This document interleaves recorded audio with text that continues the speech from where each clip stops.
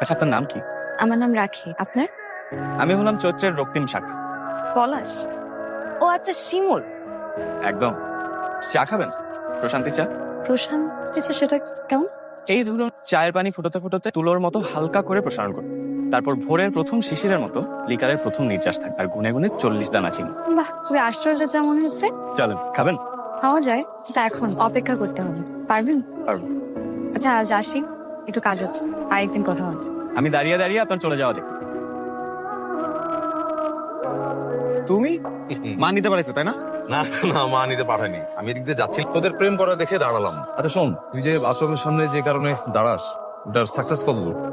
এখনো পাওয়া যায় নাই, তবে ওরা বলছে ওরা পেলে প্রথমে আমাকে ফোন দিবে। ঠিক আছে, কিন্তু মা কি রাজি হবে? রাজি না হলে তুমি আসো কি করে? তুমি রাজি করবো? Always at your service.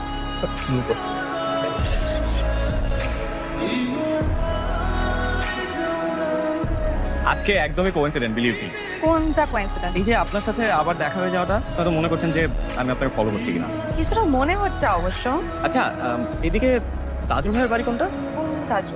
ওই যে বাচ্চা বিক্রি করবে বলছিল, বাচ্চাকে নাকি দুধ কিনে খাওয়ানোর টাকাটাও নাই। ঘটনা শুনলেন আপনি? ও আচ্ছা, বাচ্চাটা তো বোধহয় কালই বিক্রি হয়ে গেছে। আচ্ছা, আমাকে বলুন তো, আপনার কি দরকার? মানে বাচ্চাটাকে আমি নিতে চেয়েছি। কি? আমি ওকে বড় করতে চেয়েছিলাম আর কি। আমার মা আমাকে হেল্প করতো, আর আমি বিয়ে করলে আমার ওয়াইফ হেল্প করতো। অদ্ভুত মানুষ তো আপনি। আচ্ছা, আমি আসি, আছে বাসায় একটু তাড়া আছে। হ্যাঁ হ্যাঁ, শোষ। বিশ্বাস করো মা, উনি সত্যি সত্যি বাচ্চা নিতে এসেছিল। বাচ্চা কি দোকানে ক্যান্ডি চকলেট নাকি যে টাকা দিয়ে আমার দোকানদার বাচ্চা দিয়ে দিল?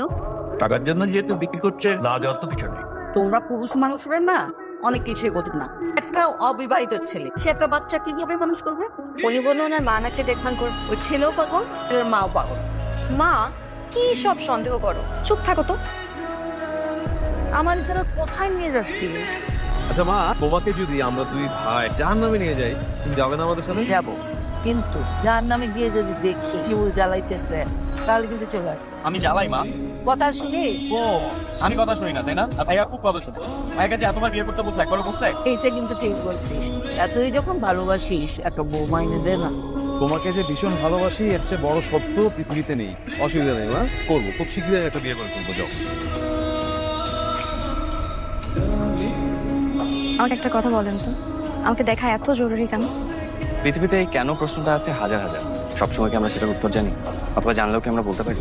আপনি মানুষটা কেমন জানেন? একদম বাচ্চাদের মতো। তার রাগারাগি করা যাচ্ছে না, মেনে নেওয়া যাচ্ছে। আচ্ছা, ধরুন একদিন হঠাৎ করে একটা শুক্রবার আমি আশ্রমের সামনে আসলাম, ঠিক আমাকে মিস করবেন? ঠিক আমাকে খুঁজবেন? একটু ভেবে বলুন। আজ আমি আসি, একটু কাজ আছে। আজ আমার একলা ভ্রমণ দিবস। কোথায় যাবেন? দেখি আশেপাশে কোথায় যাওয়া যায়। সেটা দুজন হওয়া যায় না? না, চায় না। আচ্ছা ঠিক আছে, চলে যান। যাওয়ার আগে আমি আপনাকে একটা কথা বলতে চাই। আমি বলেই দ্রুত চলে যাবো, যাতে আপনি রাগারাগি করার চান্স না পান। আচ্ছা ঠিক আছে, বলুন। দেখুন, কদিন ধরে না আপনাকে আমার খুব ভালো লেগে গেছে। আমি নিশ্চিত আমি আপনাকে ভালোবেসে ফেলেছি। ভালোবাসা জিনিসটা না এতটাই বেহায়া যে আমার নিজেরই খুব লজ্জা লাগছে। আপনার যদি মনে হয় যে আমাকে ভালোবাসা যায়, একটু ভেবে দেখবেন। আমি আসি।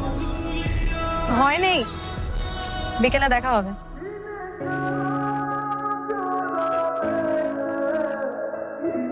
তোর সমস্যা কি? তো আমাকে খুলে বল। তোর না আজকে কি সব ওই যে 1 লাখ ঘোরার দিন, হ্যাঁ সেসব কিছু নিয়ে? হ্যাঁ মা, হ্যাঁ, আমার এখন একদম বদলে যাচ্ছে। সেটা তো যাচ্ছেই। ওই যে তোর বাবা ডাকছে, একটু শুনে যা। এত টাকা কই পেলে বাবা? কই পেলাম মানে? টাকা জমাইছে এতদিন 70,000। তোর বিয়ে তো পাকাপাকি প্রায়। কিছুটা একটা হবে নাকি? তা হবে। আমাকে 1,000 টাকা দাও না বাবা। নে। Thank you. আর বাবা শোনো না, বিয়েটা কয়দিন পরে দাও প্লিজ। শেষ হয়ে যাবে। ছেলে দেখা হয়ে গেছে। আচ্ছা, ভেবে দেখো। আচ্ছা যাক।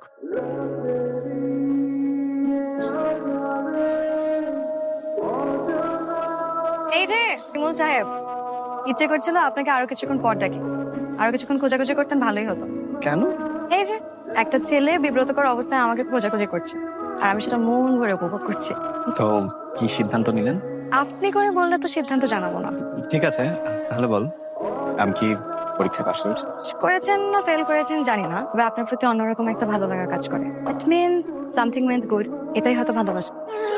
পৃথিবীতে এই যাবৎ আমি যত রকম বাক্য শুনেছি, তোমার এই বাক্যটা আমার কাছে সবচেয়ে সুন্দর। আপনি কিন্তু মানুষটা খুব ইন্টারেস্টিং আছে, প্লে পড়তে ইচ্ছা করে আপনাকে।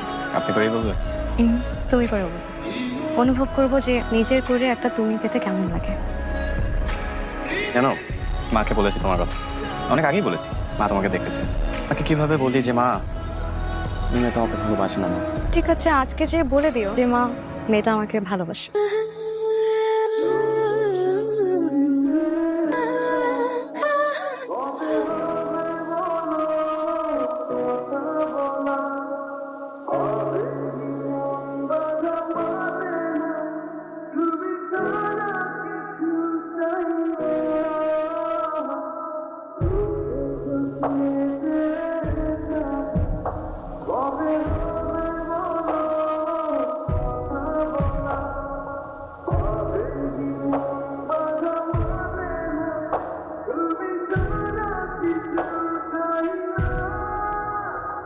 তারপর শিমুল, তোর প্রেম কেমন চলছে রে?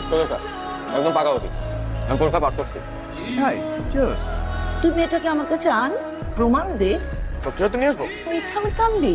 আমার ছেলে একটা মেয়ের সাথে প্রেম করে, ওর প্রতি আমার যত্ন থাকবে না? ঠিক আছে, নিয়ে আসবো। ওর সাথে আমার কালকে দেখা হবে, আমি কালকে বলবো। খুব ভালো হবে, থ্যাংক ইউ মা। বলতে একটু একটু ভয় হচ্ছে, তাও বলি।